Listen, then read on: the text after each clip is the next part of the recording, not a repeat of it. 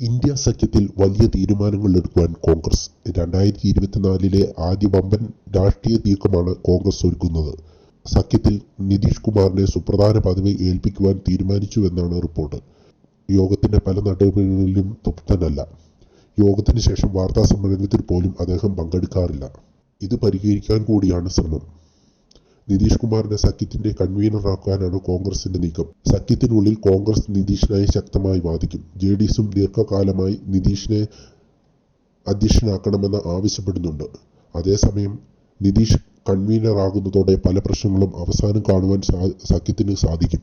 നിതീഷ് കുമാറിനായി നേരിട്ട് കാര്യങ്ങൾ സംസാരിക്കാൻ ഒരുങ്ങുകയാണ് കോൺഗ്രസ് നേതൃത്വം.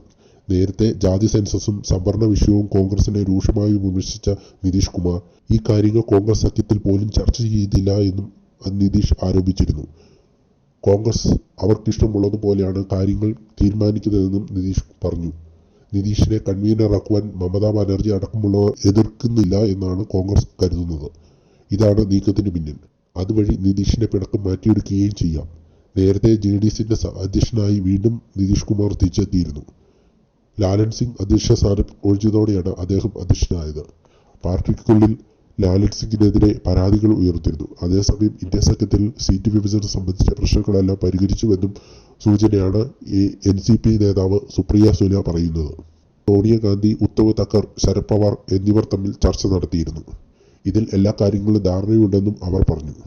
സീറ്റ് വിഭജനം സംബന്ധിച്ച കാര്യങ്ങൾ ഉടൻ പ്രഖ്യാപിക്കുമെന്നാണ് അവർ പറയുന്നത്. നേരത്തെ ഉത്തം പക്ഷത്തിന്റെ സഞ്ജയ് റാവത്ത് 23 സീറ്റായിരുന്നു സഖ്യത്തിൽ ആവശ്യപ്പെട്ടത്.